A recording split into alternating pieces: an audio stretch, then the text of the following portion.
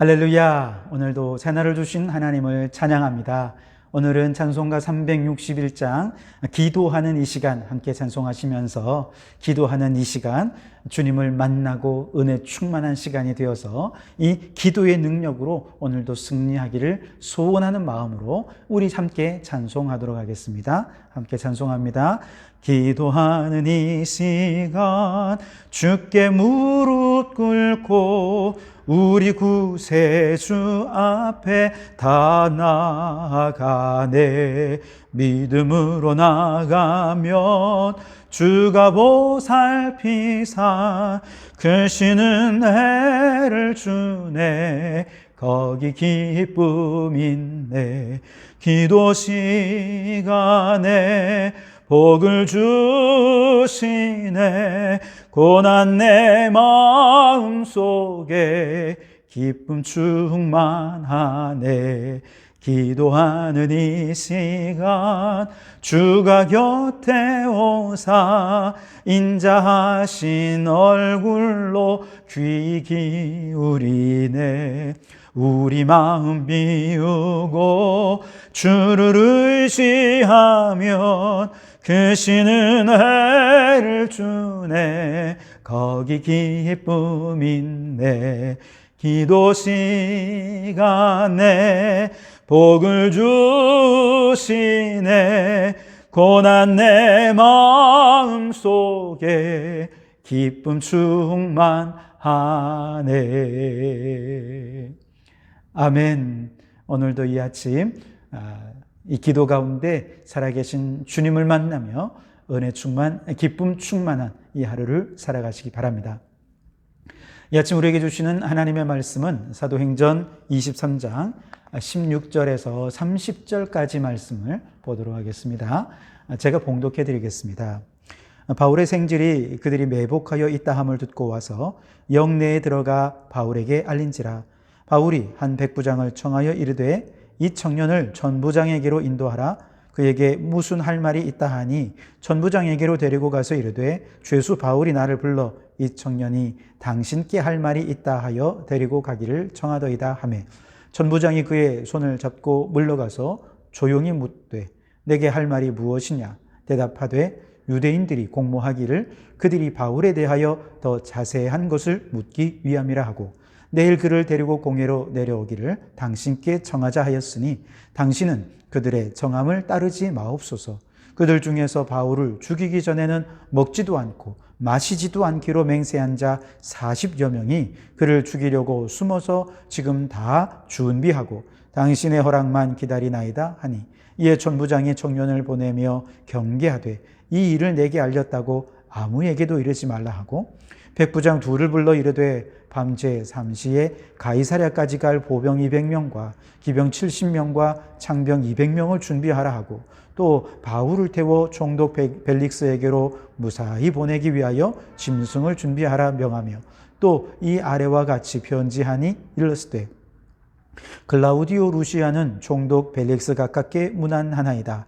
이 사람이 유대인들에게 잡혀 죽게 된 것을 내가 로마 사람인 줄 들어 알고 군대를 거느리고 가서 구원하여다가 유대인들이 무슨 일로 그를 고발하는지 알고자 하여 그들의 공회로 데리고 내려갔더니 고발하는 것이 그들의 율법 문제에 관한 것뿐이요 한 가지도 죽이거나 결박할 사유가 없음을 발견하였나이다. 그러나 이 사람을 해하려는 간계가 있다고 누가 내게 알려주기로 곧 당신께로 보내며 또 고발하는 사람들도 당신 앞에서 그에 대하여 말하라 하였나이다 하였더라. 아멘. 오늘도 이 말씀을 통해 우리에게 주시는 하나님의 음성을 듣게 되길 바랍니다. 쟈 칼뱅에 관한 우리가 아주 중요한 한 가지 사실을 알고 있는데요. 그가 아직 종교개혁자로 활동하고 있지 않을 때 단지 프랑스 개신교 신자들을 신앙적으로 보호하고 변론하기 위해서 기독교 강요 초판을 이제 막 썼을 때 당시 스위스의 제네바에서 종교개혁을 주도하고 있던 파렐이라고 하는 사람이 그 깔뱅의 기독교 강요를 읽고 너무 감명을 받은 것입니다. 이렇게 잘 변론을 할 수 있다니, 야, 이 사람은 내가 반드시 데리고 와서 이 제네바에서 함께 내가 종교개혁을 완수해내겠다, 이런 마음을 갖게 된 거죠. 그런데 때마침 파리에 와 있던 깔뱅이 이제 스트라스부르크로 여행을 하기 위해 여행을 하던 과정이었는데, 그만 가는 길 중간에 전쟁이 나는 바람에 길이 끊긴 것입니다. 그래서 어쩔 수 없이 그는 제네바에서 하룻밤을 묵을 수밖에 없게 되었습니다. 그런데 이 갈뱅이 제네바에 머물고 있다는 소식이 바로 파렐에게 들어간 것이죠. 그래서 파렐이 한 걸음에 달려와서 갈뱅에게 같이 종교개혁을 완수하자고 그에게 요청을 합니다. 협력하자는 것이죠. 그러나 갈뱅은 나는 원래 너무 내성적인 사람이고 수줍음도 많고 그리고 저는 겁도 많아서 사람들과 막 이렇게 싸우고 전쟁하고 이런 것 저는 잘 못합니다. 저는 그저 공부하는 사람입니다. 제가 열심히 학문 연구해가지고 뒤에서 학문적으로 도와드릴 테니 앞에서 종교개혁 열심히 잘 하십시오. 저는 이렇게 복잡한 문제에 개입하고 싶지 않습니다. 이렇게 얘기를 한 거죠. 그러니까 파렐이 아주 무섭게 화를 내며 얘기를 하는 거예요. 요나를 생각해 보라고. 요나도 하나님이 사명을 주셨을 때 사명을 듣지 않고 도망가다가 바다에 빠져 죽을 뻔하지 않았느냐고. 그러면서 그가 이렇게 얘기합니다. 나는 전능하신 하나님의 이름으로 당신의 학문 연구가 하나의 구실에 불과하다고 선언하오. 만약 당신이 이 주님의 사역을 거부한다면 하나님은 당신을 저주하실 것이요. 이렇게 저주를 선포하면서 굉장히 극단적으로 갈뱅을 도발한 것이죠. 사실 이 정도 되면 갈뱅의 입장에서는 어떻게 감히 나한테 저주를 선포합니까? 기분 나빠서라도 그냥 그 자리를 떠나고 싶었을 텐데, 그런데 이 갈뱅은 그걸로 인해서 그게 기분이 나쁘지 않았어요. 오히려 청천벽력 같은 하나님의 음성을 듣게 되는 것이죠. 그래서 그 순간 들려주신 하나님의 음성에 그는 그만 자신의 삶을 하나님 앞에 드리기로 결단하게 되면서 그때부터 제네바에서 종교개혁을 시작하게 되었고, 물론 우여곡절이 많이 있었습니다만 결국은 제네바를 하나님이 역사하시는 도시로, 종교개혁의 중심 도시로 그렇게 일으켜 세우게 된 것 아니겠습니까? 하나님이 우리에게 말씀하시고 성령께서 우리에게 감동하실 때 우리는 나의 상황과 혹은 나의 의지와 상관없이 그분이 우리를 이끌어 가시는 것을 때로는 경험하게 됩니다. 그럴 때 참 난감하죠. 하지만 우리가 그 성령님의 감동에 아멘 하고 순종한다면 우리는 하나님의 일에 크게 쓰임받는 자가 될 것입니다. 때로는 내가 하나님의 음성을 들었다 혹은 이것이 성령의 감동이다 모른다고 하더라도 우리가 그저 겸손히 순종할 수 있는 마음만 가질 수 있다면 우리는 언제 어디서든 주님께 쓰임받는 자가 될 수 있을 것입니다. 자, 오늘 성경 속으로 한번 들어와 보면 오늘 본문 말씀에도 두 사람이 이렇게 하나님의 음성 혹은 성령의 감동을 받게 되는데요. 우선 16절 말씀에 보면 바울의 생질이 그들이 매복하여 있다 함을 듣고 와서 영내에 들어가 바울에게 알린지라, 그렇게 말씀하고 있죠. 바울의 생질입니다. 그가 바울이 죽기 전에는 내가 먹지도 않고 마시지도 않겠다고 결사대를 조직했던 한 40명의 사람들이 있다 하는 이야기를 들은 것이죠. 이런 비밀스러운 소식을 들을 수 있을 정도라면 아마 그는 유대 종교 지도자들과 가까운 사이였거나 아니면 그 자신이 꽤나 높은 지위에 있었던 사람이었을 거라 추정해 볼 수 있겠죠. 아마 그런 위치에 있었던 사람이라면 아무래도 이 이야기를 누군가에게 발설하는 데는 굉장히 조심스러울 수밖에 없을 것입니다. 왜냐하면 자칫하면 지금까지 자신이 쌓아놓은 많은 것들을 잃어버릴 수도 있기 때문에 그렇죠. 단지 바울이 자신의 삼촌이기 때문에 그런 혈육의 정에 끌려서 그가 바울에게 이 소식을 전했다라고 생각하기에는 뭔가 좀 석연치 않은 부분이 많습니다. 너무 잃을 게 많아요. 어쩌면 지금까지 다니던 직장을 잃을 수도 있을 것이고요. 자신이 지금까지 쌓아왔던 모든 경력, 커리어를 다 잃어버릴 수도 있을 것입니다. 심지어 자신을 비롯해서 자신의 부모님과 가족들까지도 큰 위협에 빠지게 되는 그런 결과를 낳을 수도 있을 것입니다. 바울을 죽이려 했던 사람들이 바울에게 협조했던 바울의 생질과 그 가족들을 가만 내버려 두겠습니까? 그렇지 않을 것입니다. 자, 이런 위협에도 불구하고 그가 바울에게 이 사실을 알리게 되죠. 그것은 아마도 거부할 수 없는 하나님의 음성 혹은 성령의 감동이 그를 사로잡았기 때문이었다라고 얘기할 수밖에 없을 것입니다. 물론 성경에는 그런 얘기는 나오진 않습니다만 그럼에도 불구하고 사실 만약에 저라면 이런 상황에서 나서지 않았을 것 같아요. 들었어도 외면했을 것 같습니다. 괜히 나섰다가 화를 당하기라도 하면 내 인생 누가 책임질 것입니까? 우리 가족들 누가 책임질 것입니까? 그래서 저 같으면 안 나설 것 같은데 그런데 이 생질은 나섰단 말이죠. 그럴 수 있었던 이유는 바로 하나님의 음성을 들었고 성령의 감동하심이 있었기 때문이었다라고 밖에 설명할 수가 없는 것이죠. 또 한 사람이 있습니다. 바로 천부장이에요. 바울의 생질이 이제 바울에게 이 소식을 전했을 때 바울이 그 생질과 천부장이 만나서 직접 이 소식을 천부장에게 전할 수 있도록 만남을 주선해 주었습니다. 그래서 두 사람이 조심스럽게 몰래 만나게 되죠. 21절 말씀에 당신은 그들의 청함을 따르지 마옵소서. 그들 중에서 바울을 죽이기 전에는 먹지도 않고 마시지도 않기로 맹세한 자 40여 명이 그를 죽이려고 숨어서 지금 다 준비하고 당신의 허락만 기다리나이다 하니 이렇게 얘기를 합니다. 여러분, 내용이 굉장히 단호하지 않습니까? 어떻게 감히 천부장 앞에서 당신은 그들의 청함을 따르지 마옵소서 이렇게 얘기할 수 있습니까?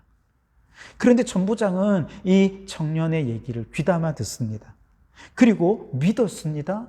후속 조치를 취했습니다. 그래서 바울을 호송할 보병과 기병과 창병을 그 밤에 모집을 해서 가이사랴에 있는 벨릭스 총독에게로 그를 보내면서 유대인들이 계획하던 모든 계획이 좌절되게 만들어버렸습니다.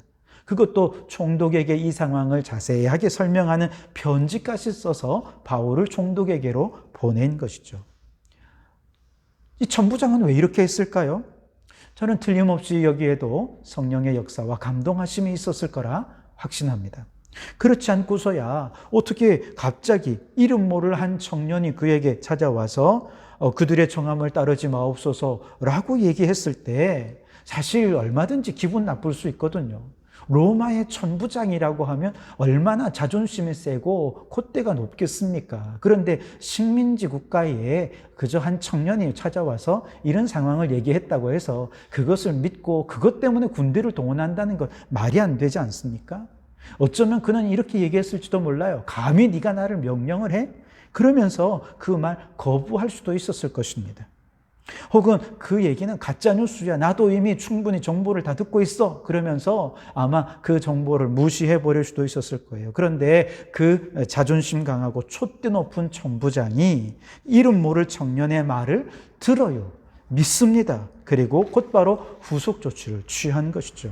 여기에는 성령의 감동하심, 역사하심이 있었음을 우리가 짐작하지 않을 수가 없는 것이죠. 그렇습니다, 여러분. 마귀의 괴계를 무너뜨리는 하나님의 역사, 그 이면에는 하나님의 음성을 듣고 순종한 사람들이 있습니다. 하나님의 일꾼들, 그들을 보호하고 지켜서 하나님의 뜻을 이루어가는 과정에는 반드시 성령의 감동하심에 순종하는 사람들이 있다는 것이죠. 바로 이런 사람들의 협조와 도움이 있었기에 주님의 일은 성취될 수 있는 것이죠. 그들이 물론 이것이 하나님의 음성이었다 혹은 성령의 감동이었다라고 인식하든 인식하지 못하든 그건 그렇게 중요한 건 아닙니다. 결과적으로 그들은 유대인의 결사대의 계획을 무너뜨렸고 바울을 보호해서 로마에 가서 복음을 전할 수 있는 아주 중요한 단초를 마련해 준 것이죠. 바로 이런 하나님의 계획의 귀한 도구로 쓰임받게 된 것입니다. 여러분, 오늘 우리도 이 아침에 이렇게 기도해 보면 어떨까요? 주님, 저도 무의식 중에라도 하나님의 음성에 순종하고 성령의 감동에 순종해서 하나님의 일을 위해 쓰임받는 도구가 되게 해 주십시오. 이렇게 기도해 보면 어떻겠습니까? 근데 여러분, 그렇게 되려면 적어도 개인의 이기적인 유익이나 자존심에 따라서 어떤 일을 결정하고 행해서는 안 될 것입니다. 개인의 유불리를 떠나서, 자존심을 떠나서 무엇이 옳은 일이고 무엇이 의로운 일인가, 이것만을 판단하고 그 판단에 따라 의롭고 순수한 마음으로 행한다면 아마 우리는 무의식 중에라도 주님을 위해 쓰임받을 수 있을 거예요. 그래서 여러분, 오늘 우리가 무슨 일을 행하든지 개인적인 유불리를 따라 행하지 않기를 원합니다. 자존심 내세우며 일하지 않기를 원합니다. 어떤 일이든 무엇이 하나님 앞에서 옳은 일인가, 무엇이 하나님의 의를 이루는 일인가, 그것을 생각하면서 정말 순수한 마음으로 그 하나님의 의를 이루기 위한 일에 순종하고 헌신한다면 우리도 무의식 중에라도 나도 모르는 사이에 하나님의 큰 역사의 한 단면을 장식하는 주님의 일꾼으로 쓰임받게 될 것입니다. 오늘 이 하루 여러분 모두가 그렇게 주님께 귀하게 쓰임받는 일꾼들이 되시기를 주님의 이름으로 축원합니다. 기도하시겠습니다. 하나님 아버지, 오늘도 주님은 우리 가운데서 일하시며 하나님의 역사를 이루어 가시는 줄 믿습니다.